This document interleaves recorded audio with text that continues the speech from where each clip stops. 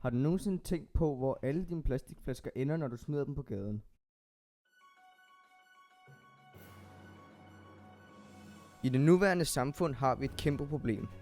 Alt for meget plastik ender i dyrenes domæne og forværrer deres levevilkår. Som I nok ved, flyder der kæmpemæssige plastikøer rundt omkring i havet.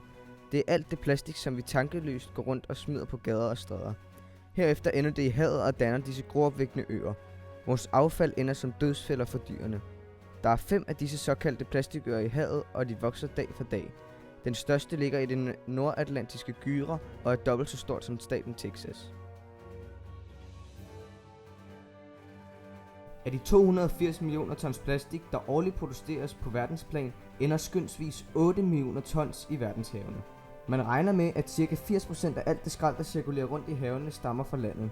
De sidste 20% stammer fra fiskerier i form af reb og gamle iturevne fiskenet, som dyrene vikler sig ind i, samt fra skibe, der smider deres plastikrester ud i havet.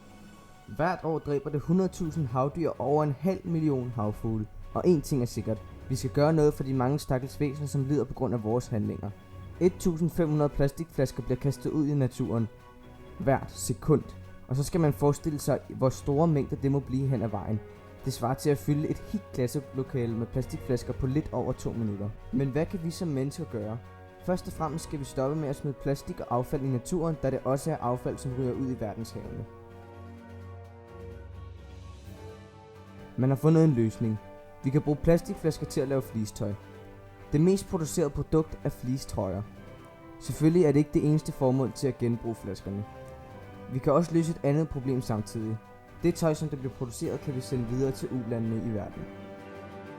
Processen starter ved, at plastikflaskerne bliver trukket ud i lange, tynde strenge. Dette bruger man sammen med genbrugsgarn til at lave tråden. Nu bruger man det til at garne et polyestermateriale.